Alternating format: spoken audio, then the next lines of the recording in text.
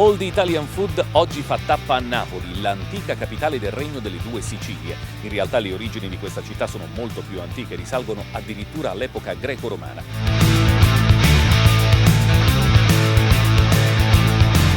Poi da queste parti si sono succedute tantissime, veramente tantissime dominazioni, i greci, i romani, gli spagnoli e poi naturalmente gli arabi, e ci sono stati addirittura i francesi e i normanni.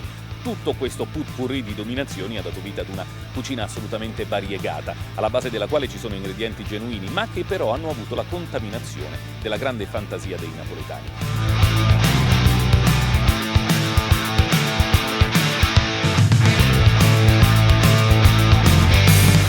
Due i tipi di cucina che ritroviamo da queste parti: quella con gli ingredienti più raffinati, le preparazioni più elaborate, la cucina dei ricchi, delle classi più agiate, e poi c'è la cucina più povera, quella fatta con gli ingredienti genuini della terra, che tutti i giorni si acquistano nei mercatini rionali, che tra l'altro vi faremo vedere proprio nel corso di questa puntata.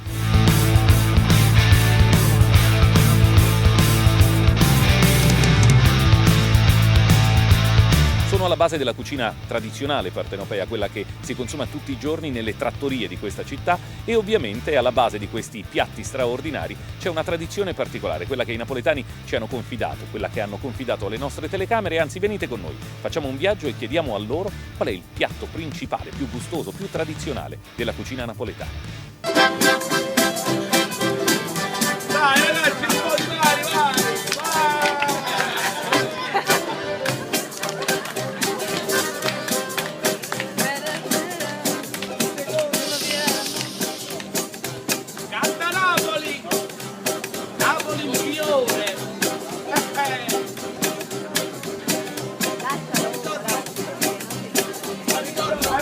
Secondo me può dire aspettare la braccia e tacci trovato spaghetti alla Luciana con i porpettini piccolini piccolini, i polipetti, Un bello spaghetto a vongole.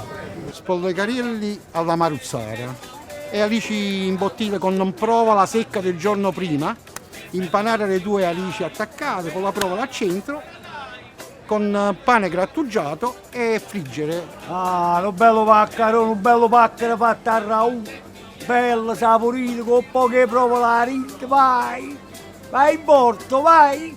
E un bello pulla cacciatore, la dolce mia signore si mangiò. Calà fritto, un po' che fede che caccia pollo, la canna pizzaiola, pasta e fagioli, spolichini.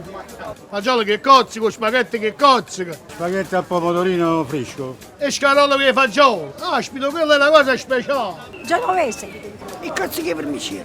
una bella genovese. Pasta e fagioli, pasta e ceci. Una bella pasta e fagioli con la pasta mischiata. La pasta fuga, un browser, c'è tanta cosa mangiante. Melenzane a funghetto, melenzane a scarpone, melenzane a pollastella. Spaghetti al pomodoro fresco. Gnocchi a ragù. E puppetelle, la tracciulella, con salsiccia. Non si mette, ma prima si mette. Che non raù che ci sto. Quando hai voglia, ore e ore. E la fa panna, voglio la coppa tanto bella, pappuliata, pappuliata.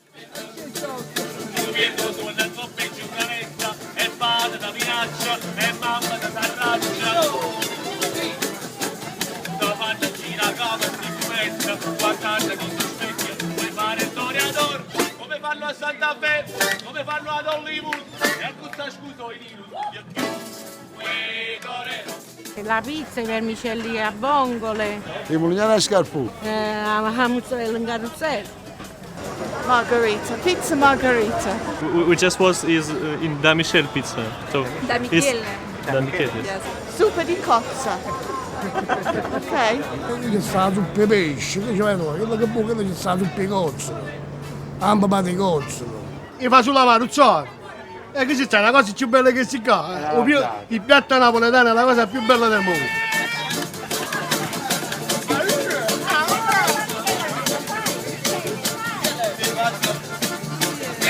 Jest mój człowiek, melancholik po prostu.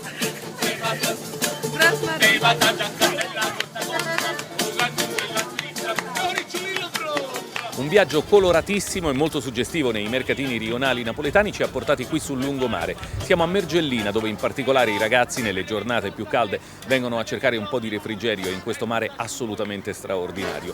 Ovviamente si tuffano dagli scogli, perché qui la spiaggia non c'è assolutamente. E attenzione, perché sotto il pelo dell'acqua cresce uno degli ingredienti fondamentali della cucina tradizionale partenopea. I frutti di mare, in particolare la cozza, che si attacca agli scogli che sono proprio qui davanti, dove i pescatori vengono a raccoglierle, armati soltanto di mani e un coltello.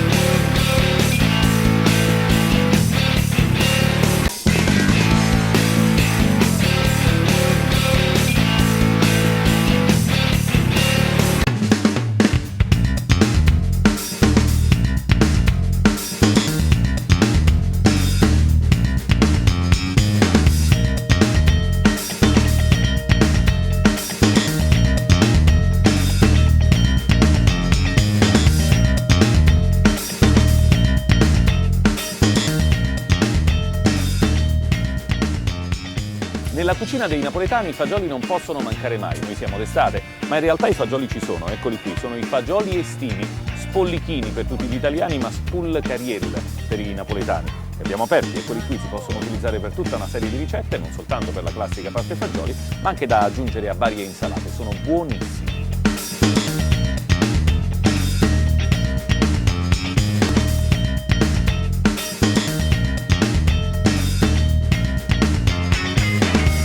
Se parliamo d'arte, Napoli è una città piena d'arte, non soltanto per quello che riguarda i monumenti, ma naturalmente anche per quello che riguarda il teatro. A pochi metri da qui c'è il Teatro San Ferdinando, che vi riporterà alla mente sicuramente il grande Edoardo. Ma poi c'è anche il Real Orto Botanico, è stato fondato nel 1807 dal fratello di Napoleone, che era il re da queste parti. E poi c'è l'arte della cucina, e se parliamo di arte in cucina dobbiamo parlare delle mani sapienti della mamma di tutti noi, che inevitabilmente sa cucinare particolarmente bene. Allora andiamo dalla cucina di mamma, che è proprio qui, a 2 passi.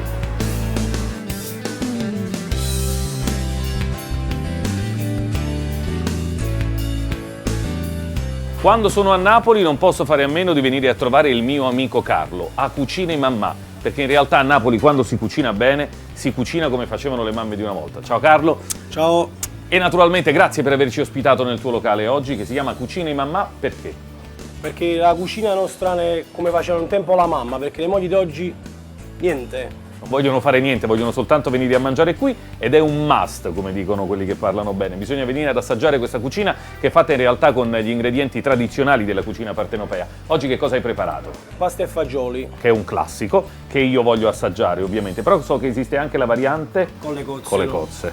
Ma le cozze poi tra l'altro nella cucina napoletana sono un po' dappertutto, no? Sì. Come mai? Perché diciamo che noi questo periodo qua è un periodo nostro delle cozze nostrane, con le cosiddette cozze di scoglio. E quindi sono veramente da assaggiare. Sì. A proposito di frutti di mare, ma 2 vermicelli con i frutti di mare, in particolare con le vongole, li possiamo assaggiare? Un assaggino proprio?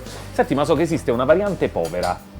A Napoli dicono con le vongole fuiute, cioè scappate via. Ma perché si chiamano così? Si prepara tutto come dovremmo fare il classico vermicello con le vongole, ma purtroppo ai tempi loro le vongole sono fuiute. Perché non c'erano i soldi per comprarle, in realtà era un ingrediente pregiato e quindi si preparava il piatto, ma mancava l'ingrediente principale e il sapore era più o meno lo stesso. Assaggeremo anche quelle cose lì per voi, non vi preoccupate, mettiti subito all'opera, io vado ad accomodarmi in sala. A dopo. A dopo.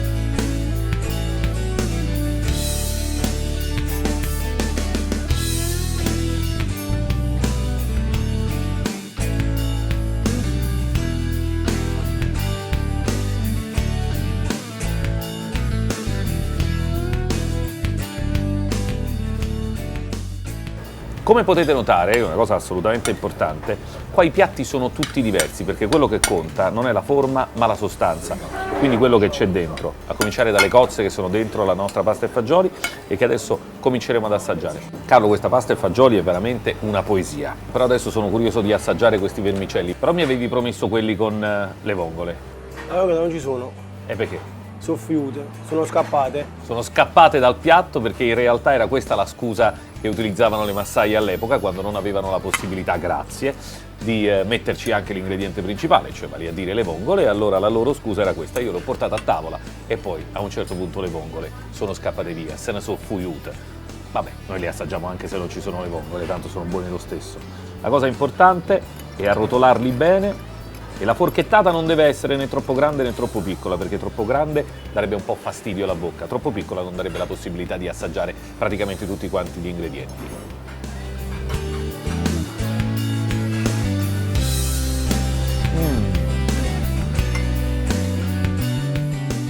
Carlo, e come secondo io vorrei assaggiare qualcosa di mare. Che cosa mi puoi preparare? Delle buonissime alici fritte.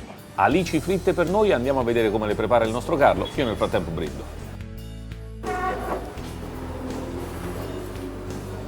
Qui non si butta via niente, si mangia la spina e anche la coda. Tra le altre cose, questo coppetiello, cioè questo cono di carta che vedete anche a usarlo come base in realtà del pesce, non è soltanto, diciamo, a scopo coreografico per bellezza, ma serve fondamentalmente ad assorbire parte dell'olio di frittura per non appesantire troppo il piatto. Prima di mangiarle che cosa bisogna fare, Carlo?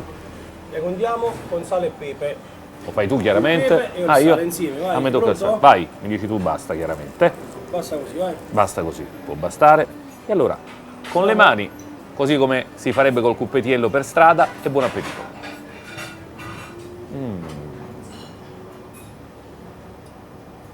Il pesce delle nostre parti, cucinato alla perfezione, ancora caldo, e anche con la coda, come le patatine fritte che mangiano gli americani per strada. Per gli amanti dei sapori più forti e più decisi, o se preferite per gli amanti dei sapori più dolci, c'è la possibilità di aggiungere un po' di limone fresco, che ovviamente va spremuto sopra, con l'utilizzo però della forchetta. Attenzione. Come si fa, Carlo? Così, in questo modo, vedi? La forchetta giusto al centro. E nonostante siamo a 20 cm è riuscito a non bagnarmi con il limone proprio grazie alla forchetta. E chiaramente con il limone sono tutta un'altra storia.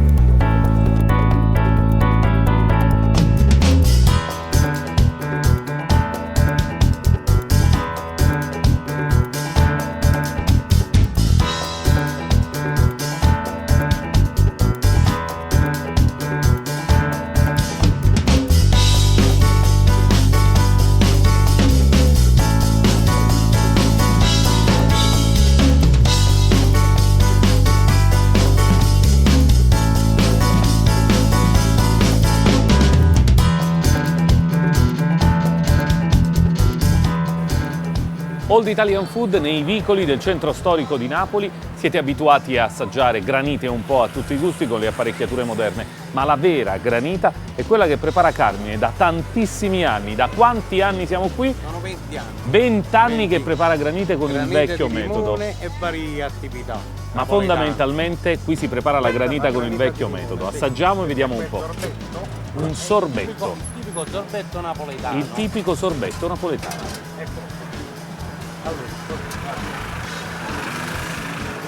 Eccolo là. Se non c'è il pezzo di limone, diffidate dalle imitazioni. Ci vogliono le bucce dentro, perché lì ci sono gli oli essenziali. Una bella buccia di limone alla vostra salute, e questo è veramente buono.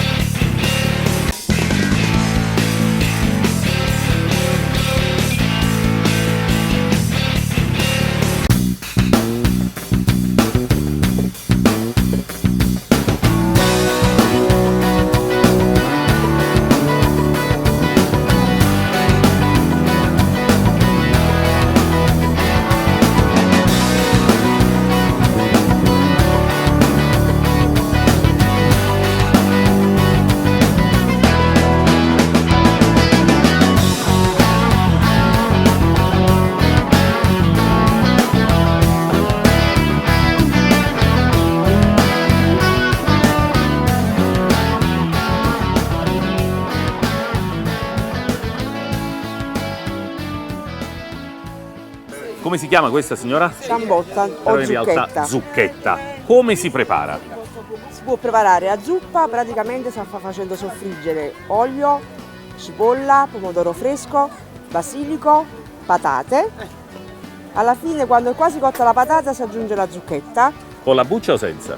Con la buccia, però grattata. Perfetto. E poi praticamente si può mangiare a zuppa con una bella grattata di parmigiano o ancora meglio pecorino.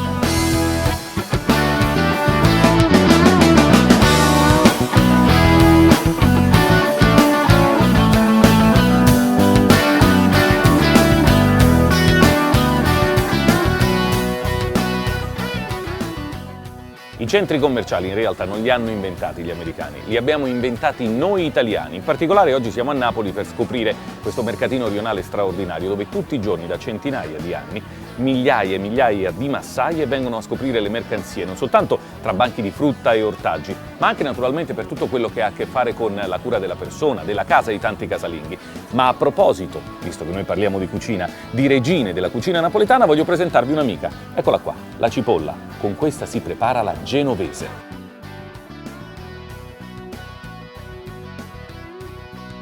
Alla signora Anna adesso chiediamo di raccontarci qual è la vera ricetta della genovese qui a Napoli. Faccio rosolare la carne, poi preparo le cipolle, ci butto tutto assieme, un po' di pomodorini e basilico. E questa è la classica, semplice, che è buonissima. La cucina napoletana ha tutta una serie di tradizioni e di antiche leggende, ma anche di misteri. Per esempio uno è legato alla genovese. Siamo a Napoli perché si parla di Genova. Che cosa c'entra il capoluogo ligure? In realtà ci sono tutta una serie di leggende legate al nome di questa pietanza tipica, una delle regine della cucina partenopea. Innanzitutto la leggenda affida ai cuochi di Genova, originari proprio della città genovese, che gestivano delle bettole intorno al porto, la paternità di questa straordinaria ricetta. Secondo qualcun altro, invece, l'autore della ricetta stessa sarebbe stato un cuoco malfamato, che veniva chiamato appunto o genovese e quindi avrebbe dato il nome all'intera ricetta. Secondo qualcun altro, addirittura, le radici di questa incredibile ricetta veramente buona della cucina napoletana affondano le radici nella capitale svizzera, Genève, in francese, Ginevra, in realtà in italiano. Da Genève verrebbe fuori poi genovese, chissà se è vero. Fondamentalmente il mistero rimane.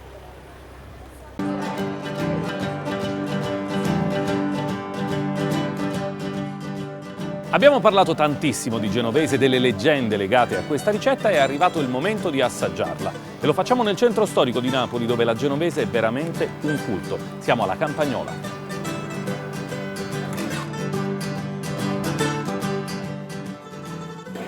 Antonio, come stai? Tutto bene, grazie. Senti, io so che qui preparate una genovese da paura, che è uno dei piatti tradizionali della cucina napoletana. Perché la genovese è un piatto pieno di sapore, intenso, mi entra veramente dentro. Come fa la nonna mia, nonna Enzini, troppo buono. E questa invece è la sangria napoletana. Un vino capercofe. Ma non soltanto, perché il menù del giorno, che è sempre diverso, propone ovviamente una serie di specialità particolari. Oggi che cosa avete preparato? Abbiamo preparato come antipasto fiori di zuccheri pieni. Ma questi fiori di zuccheri pieni so che li chiamate in una maniera particolare qua a Napoli, i ciurilli. Come si preparano? Che cosa sono? Sono fiori che vengono farciti con ricotta fresca, provola, salame, poi passati in pastella e fritti. Da che anno siete qui a preparare tutte queste specialità? Noi siamo aperti dal 1946. C'era la nonna e poi è arrivata tua madre che adesso è in cucina dove la nostra troupe è andata già a curiosare nel suo regno.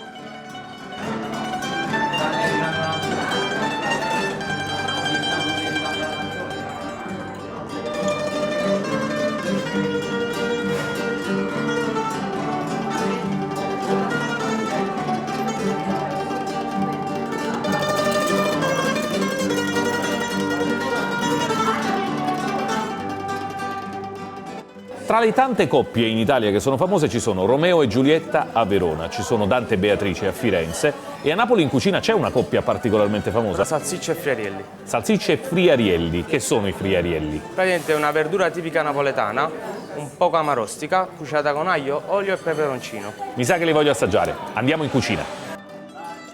salsicce e friarielli sono pronti, avete visto, li hanno cucinati proprio per noi e sono pronti per essere impiattati, anche se al nostro amico Nando volevo chiedere, ma non ce l'hai un po' di pane? Gli americani si sono inventati gli hamburger con le patatine, che sono una coppia perfetta, fish and chips gli inglesi e poi lo hanno esportato negli Stati Uniti, a Napoli salsicce e friarielli sono un connubio assolutamente straordinario. In un bel pezzo di pane, spesso lo usano anche quando devono andare in giro, nelle gite fuori porta o naturalmente quando devono andare al lavoro e si organizzano un pezzo di pane in questo modo, si taglia la salsiccia, la si mette nel pezzo di pane fresco insieme ai friarielli, chiudiamo e assaggiamo quella che a Napoli si chiama la merenda, cioè amarenna. In realtà spessissimo si pranza così.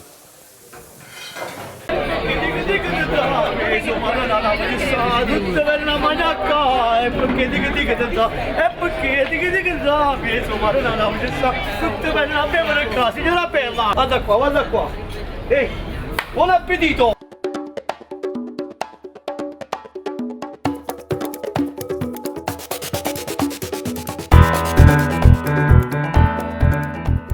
Seconda generazione di maestri delle cozze che a Napoli diventano i Kutzkar. Lui in realtà è uno dei grandi protagonisti di questa tradizione napoletana, dove per fortuna, dalle tue parti, quando si tratta delle tue cozze, nessuno ha paura di strane storie, è tutto assolutamente sterilizzato e a norma, vero?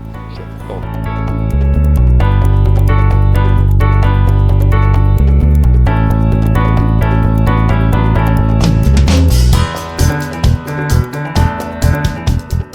Siamo nel regno di questo posto straordinario ed eccolo qua, il fondatore Corrado della grande dinastia di Kutzkari. Grazie. Come si va?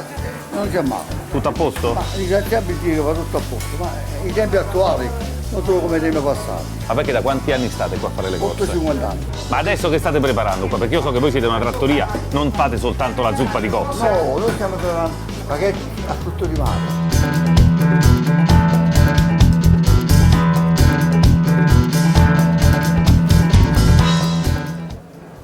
Oh, finalmente sono arrivati i nostri piatti, fantastici, sono con Massimo, terza generazione di Kutzkar qui da Corrado, però il tuo piatto è un po' diverso dalla mia zuppa di cozze. Che cos'è?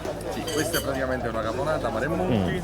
Aspetta però, la caponata mi hanno insegnato in Sicilia che è fatta con le melanzane, qui le vedo, le melanzane sono quelle sott'olio, però quelle erano molto diverse. Sì, praticamente vediamo, oltre alle melanzane abbiamo questa frisella che è un pane tostato che noi ammorbidiamo con dell'acqua, abbiamo i melanzane con i pomodorini, po' di terra con mozzarella, olive bianche, tutti di mare, tra cui la regina la cozza. Sono un bel po' di cose interessanti, io assaggio giusto per capire se... interessante. Mentre la mia zuppa di cozze è piena di cose buonissime, mi spieghi un po' che c'è qua dentro? Sì. Praticamente la zuppa di cozze ci sono le friselle, praticamente sempre pane tostato sotto come base, poi abbiamo cozze che è sempre la regina del frutto di mare sulla zuppa, polipo, gambero, fasolara, vongole e il russo diciamo come ingrediente per assaporire la zuppa. E allora buon appetito!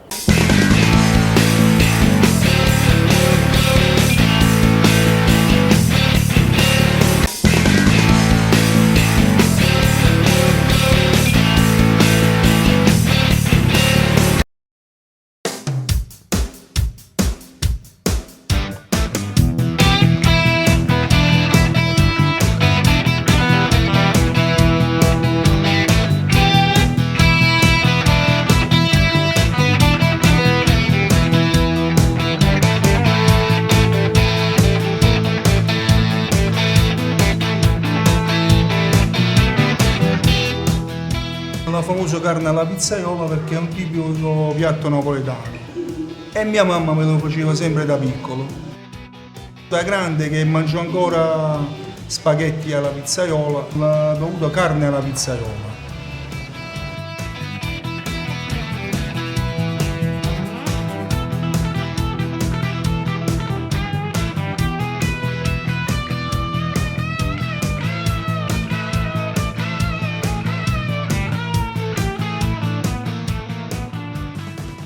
Comunque spaghetti a vongole non si rifiuta mai.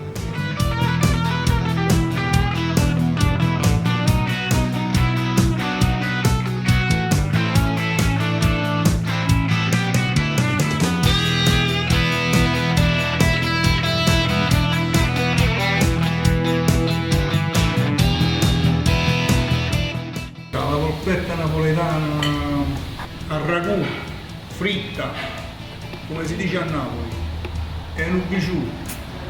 Melanzana a pollastiello.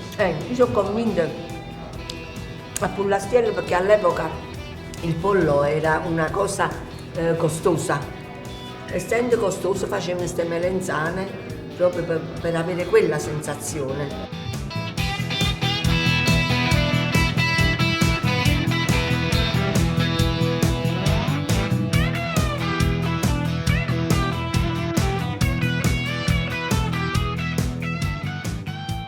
La frittura mista che veramente è una specialità napoletana.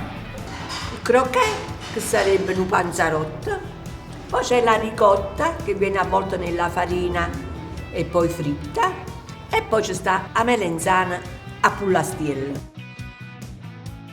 Sta paranzella, non c'è niente da dire che la paranzella è fresca e siete sicuri che è quella che si mangia, perché non è una cosa che si può surgelare o congelare e quando si trova è sempre preferibile mangiarla. Come anche la zuppa forte, che noi la chiamiamo zuppa soffritta. A Napoli Ocarna Cuttaro è colui che prepara la zuppa di carne cotta, ma che poi in realtà vi fa assaggiare anche frattaglie e trippa. Di solito lo fanno in piccoli chioschetti, a volte anche improvvisati per strada, e più spesso poi ovviamente all'interno di locali, come quello che visiteremo adesso, un'antica tripperia, quella del mio amico Luciano, che da queste parti tutti quanti conoscono come Orus. Lui è un campione dello street food, visto che a Napoli lo street food sapete che va per la maggiore, ma è anche il 24esimo di una lunghissima fila di figli. A Napoli però per la trippa è il numero 1. Luciano carissimo! Ehi Giamba, come stai? Tutto bene. Io ogni volta che vengo a Napoli non posso fare meno di assaggiare la tua trippa, lo sai. Adesso io stavo preparando questo piatto. Però adesso ti faccio assaggiare un pezzo e lo mangi subito. Immediatamente, live. Esatto. Perché non se ne può fare a meno, anche perché tra l'altro qua a Napoli è un classico quello di mangiarla nel coppetiello per strada. Esatto. In particolare mi dai proprio un pezzo? Questo è il muso, vedi? Questo qua. Che poi è la parte più bella, vedi? Anche perché vi dovete ricordare una cosa importante: a Napoli quando una cosa è buona non viene detto buono, ma viene detto bello. Una cosa buona è sempre Io particolarmente adesso ti faccio bella. assaggiare questo pezzo Sì. qua. Poi dopo ti porto dentro. Va bene. Ti faccio assaggiare una bellissima pietanza che ti ho fatto. Va benissimo. Va bene? Ok.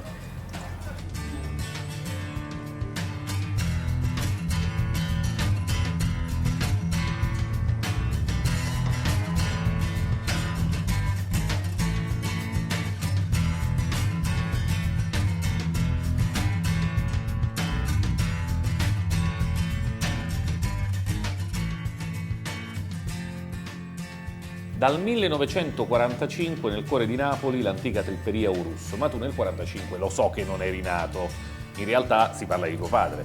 Esatto.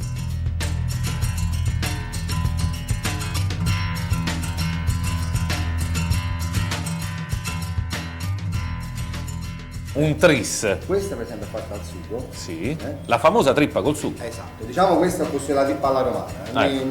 Ovviamente non ci mettiamo la mente, ci mettiamo il basilico. E quindi la facciamo diventare napoletana. Napoletana. Questa è una trippa con le patate. Ah. Che poi questa trippa con le patate è una cultura proprio nostra. Perché? Perché questa trippa con le patate viene dalla zuppa di carne cotta, che adesso fa un po' caldo e non te la posso far assaggiare. Ritornerò d'inverno allora. Sicuramente. E poi questa è una trippa all'insalata. Che in realtà è una cosa più estiva. Esatto, prima la trippa all'insalata era sale e limone. E basta. Oltre 40 anni fa, un amico di papà disse: Donna Nì, metti invece 2 olive, 2 pomodorini, un po' di cipolla, un po' come la pizza. Perfetto. La regina è venuta a dire: mettete questa mozzarella, la coppa è diventata margherita, e noi l'abbiamo fatto diventare Buonocore grazie al suo cognome, per ricordare. Ah, ecco, quindi Buonocore Esatto, è il cognome del non signore è- che vi ha dato il esatto. suggerimento. Vai, con quella calda. Questo è quello con le patate. Giamba, ma tu ti hai mangiato tutte cose? Ti faccio trovare il piatto pulito, non ti preoccupare. Allora, questo è con le patate, ovviamente me la metto pure io. Si mangia tutto chiaramente, cioè bisogna veramente completare l'assaggio di tutto quello che c'è, anche perché chiaramente in ogni parte di questa zuppa c'è un sapore particolare che viene fuori da tutti gli ingredienti che sono stati messi nella preparazione. Un trionfo di colori e di sapori. E poi ci sono le stagioni che si alternano praticamente, perché passiamo dall'inverno all'estate con le preparazioni varie di questa specialità assolutamente napoletana. Noi continuiamo ad assaggiare e voi la prossima volta che passate da Napoli cercate in giro, se trovate un carrettino con la trippa, au pair e hummus, perché sono assolutamente invidiabili e da assaggiare. Boston, Massachusetts. Oh, they like everything. A me piace pasta fagiole. Gnocchi e sorrentina.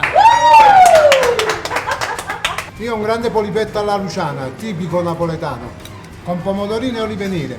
Buon appetito! Io melanzana alla scarpone con pomodorini. Buonissimo. Con la carne trita gli americani hanno inventato gli hamburger e hanno colonizzato tutto il mondo. I napoletani invece ci fanno le polpette, sia al sugo che fritte. E c'è un'amica di Old Italian Food che le cucina alla perfezione qui a Napoli. La signora Rita, da 40 anni, passa le sue giornate ai fornelli a preparare tantissime cose buone. L'andiamo a trovare nella sua osteria mediterranea.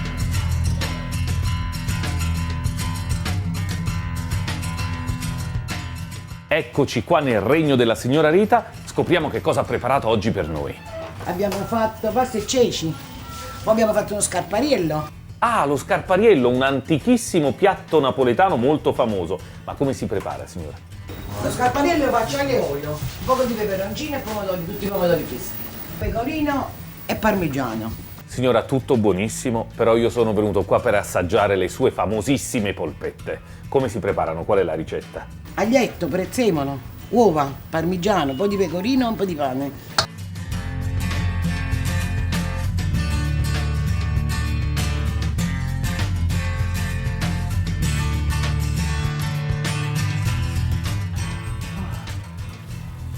Cotta tantissimo, ma è buonissima.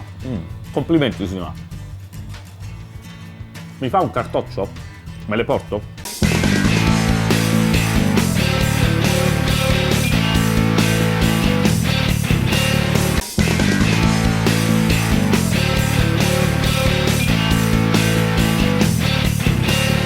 Agli inizi del Trecento, a Napoli, c'era una compagnia di bianchi predicatori. Se ne andavano in giro per i vicoli del centro storico a predicare misericordia e pace. Nello stesso periodo, però, in via dei Tribunali, da queste parti, in un palazzo che esiste ancora, c'era un signore tremendo, cattivo, cattivissimo, che nessuno riusciva a far riappacificare con i suoi nemici. Nemmeno il figlioletto di 3 mesi, che pensate, a soli 3 mesi incrociò le braccia e gridò anche lui, misericordia e pace. Non ci riuscì nemmeno la sua serva, che gli preparò il suo piatto preferito, un piatto di maccheroni bianchi, che all'improvviso divennero rossi come il sangue. Poi che cosa successe? Che la stessa cosa la fece la moglie, cercando di farlo calmare. Niente, i maccheroni divennero rossi. Lui li assaggiò e li trovò buonissimi. Così decise di riappacificarsi con i suoi nemici per l'occasione e di dare a quel piatto il nome di suo figlio, Raoult. In realtà il termine deriva dal francese ragout, ragù, che fondamentalmente indica un tipo di cottura di carne e verdure. Quindi le leggende non c'entrano niente.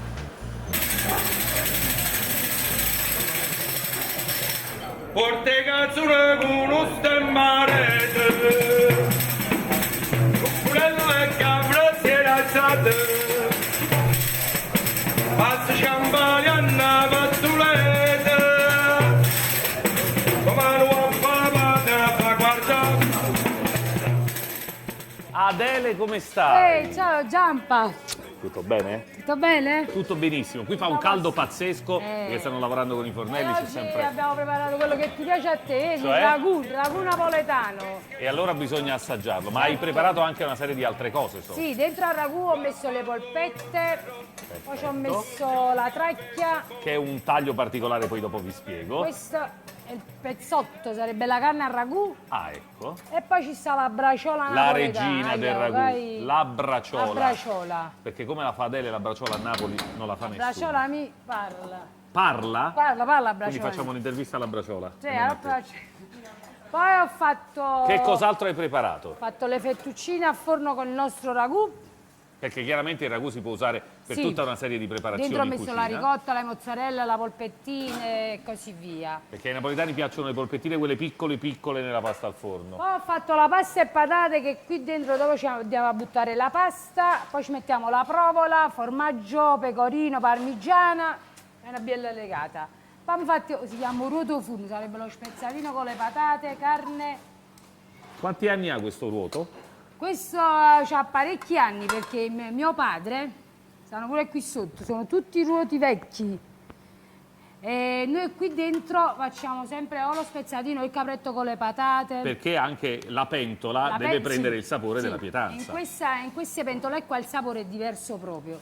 Adele, ma la ricetta vera del ragù, ce l'ha un segreto, me lo puoi svelare? Sì, allora si prende la pentola, si mette la cipolla tritata e tu ci metti la braciola, la tracchi e fai brasare. Per quanto tempo? 5-10 minuti. Poi ci butti un po' di vino bianco. Fai sempre brasare. Poi alla fine, che se è bello brasato, noi ci mettiamo i pelatoni, sarebbero le pelati, quelle là grandi. Però passiamo prima a setaccio e butti tutto dentro. Poi si mette l'olio, sale e fai cuocere a fuoco vivo.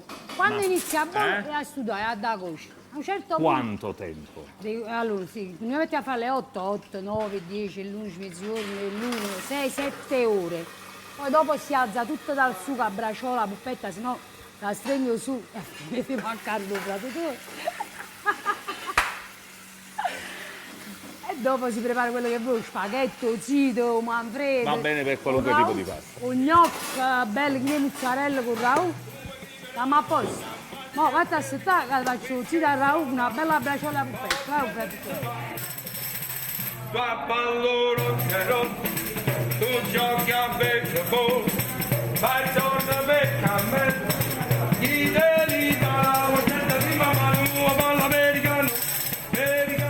Lo abbiamo visto con Adele, si tratta di una cucina povera di ricette tradizionali e molto popolari, ma anche se popolari e povere, qui è venuta a mangiare addirittura una principessa, quella del Regno delle Due Sicilie, la principessa di Borbone.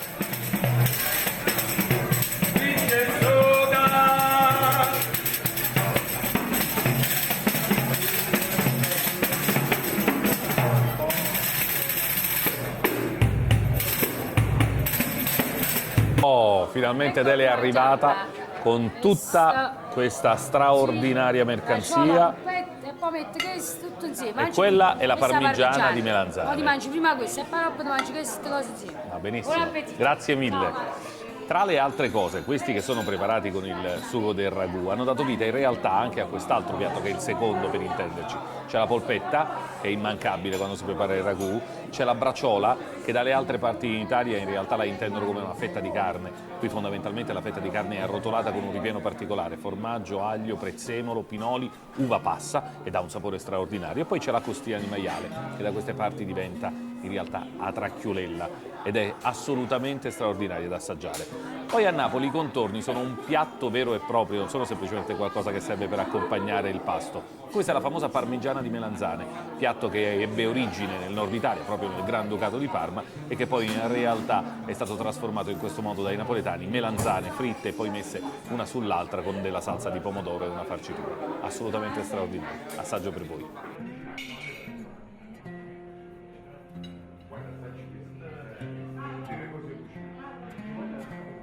Una cucina povera, tradizionale ma saporitissima che trae origine in realtà da un passato antico. In questi locali già un secolo fa c'era un'attività commerciale, all'epoca si vendeva frutta e verdura. Poi con il passare degli anni si sono alternate una serie di realtà commerciali fino ad arrivare ad una mescita di vini e oli che poi si è trasformata grazie all'ingegnosità delle varie generazioni che si sono succedute, in particolare grazie al papà di Adele che abbiamo conosciuto prima, Carmine, è diventata appunto questa trattoria che oramai è una meta assolutamente imperdibile per tutti i turisti che arrivano da queste parti ma anche per i napoletani che vogliono ritrovare i sapori di una volta. La polpetta, che chiaramente si prepara con la mollica di pane, è in realtà una cosa morbidissima e ha rilasciato nel sugo per tutto il tempo che è stata messa lì a cuocere un sapore assolutamente straordinario. I bambini napoletani per le polpette impazziscono, ma anche gli adulti in realtà.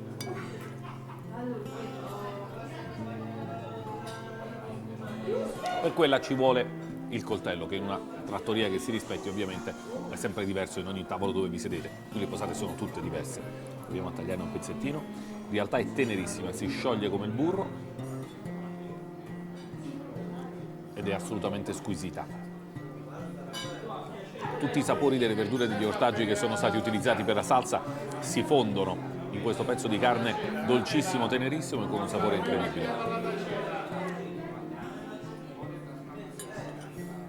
E non può mancare adesso un assaggio di parmigiana di melanzane. Tra l'altro dovete sapere che i napoletani utilizzano la parmigiana di melanzane spesso anche come farcitura per i loro panini, da portare in giro nelle gite fuori porta, magari quando vanno allo stadio a vedere la partita della loro squadra del cuore. Quindi il pane è assolutamente il fidanzato della parmigiana di melanzane, che va assaggiata esattamente così, insieme ad un bel pezzo di pane con la mozzarella che fila e che viene fuori.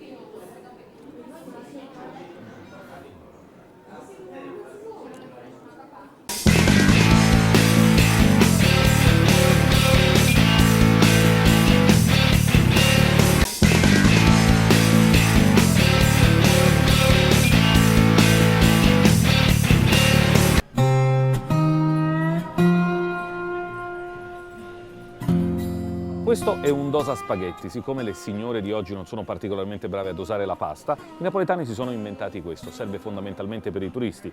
Una persona, 2 persone, 3 persone, 4 persone. In realtà mi hanno confidato che da queste parti la misura numero 4 va bene per una persona soltanto. A Napoli la passione per il cibo è talmente intensa che è finita addirittura sulle cartoline. Questa è la pastiera, un tipico dolce napoletano, c'è anche la ricetta e in realtà qualche piccolo segreto su come prepararla. Poi, naturalmente, una classica pizza. Metterci un hamburger, questo lo dico per gli americani, sarebbe veramente complicato su una cartolina. Ci sono veramente di tutti i tipi e sono tutte quante molto belle e molto interessanti. Poi in realtà fondamentalmente ci sono delle belle vedute di Napoli come queste, anche se nell'angolo in realtà c'è un altro programma. Come vi ho raccontato, a Napoli c'è sempre un antagonismo tra 2 piatti che sembrano uguali ma che hanno profonde differenze. Jenny ci sta mostrando, grazie per questo, Pulcinella con la pizza margherita, quella che tutto il mondo conosce come la pizza classica tradizionale, e con l'antagonista, la pizza fritta. Tra poco quella vetrina sarà piena di cose da mangiare e noi ovviamente da Di Matteo entriamo per voi per assaggiare un po' di specialità particolari e in particolar modo ci sarà l'opportunità di assaggiare la pizza, quella margherita e quella fritta.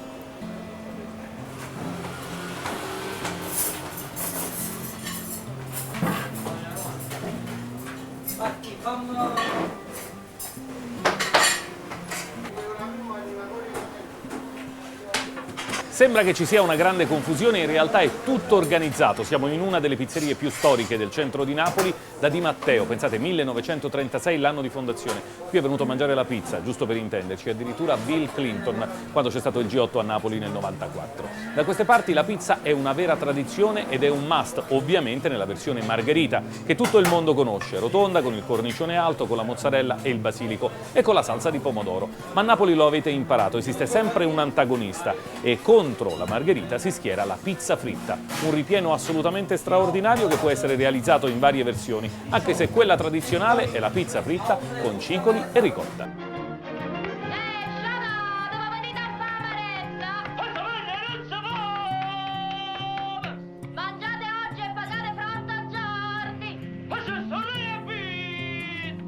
Ok. Ma qui sono famosissimi anche per le fritture. C'è un banco bello pieno, vediamo se mi danno almeno un croquet, che in realtà nella versione piccola si chiama panzarotto da queste parti. Posso avere un croquet? Da mangiare caldo e croccante.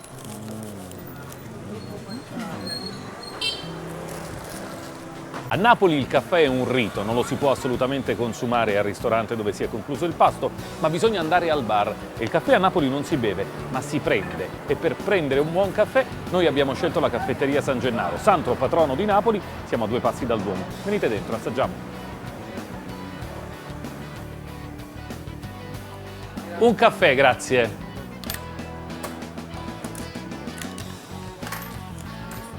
Grazie mille.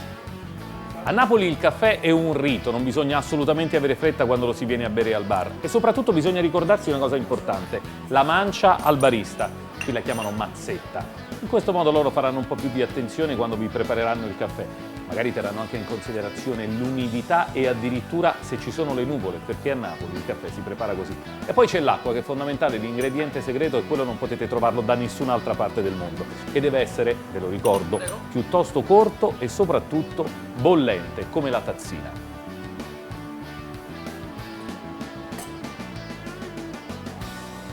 Una vera crema di caffè. Mi dispiace che non riusciate a sentire il profumo e l'aroma che sono inconfondibili e se ci riuscite bevetelo amaro, senza zucchero, perché il modo assolutamente originale di bere il caffè è di riuscire a scoprire tutto il sapore e l'aroma intenso. Complimenti!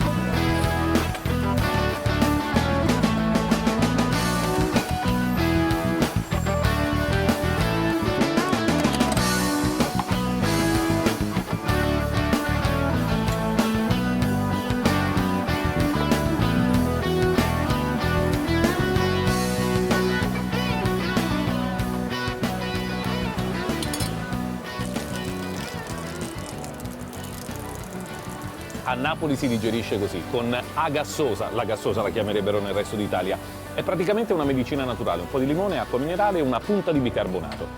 Raffaele è uno degli ultimi che fa sopravvivere questa tradizione, quella dei chioschai che in realtà a Napoli diventano i personaggi che vivono all'interno della Banchell'acqua. Loro sono qui tutto il giorno, nella banca dell'acqua, e fanno sopravvivere tradizioni come questa, ma come in realtà tutta una serie di altri momenti legati alla digestione, che a Napoli deve essere assolutamente naturale. Come avete visto, in realtà è naturale tutto quello che ha a che fare con la tradizione culinaria napoletana. Affronteremo presto altri viaggi nelle tradizioni del nostro paese e lo faremo insieme a voi su Old Italian Food.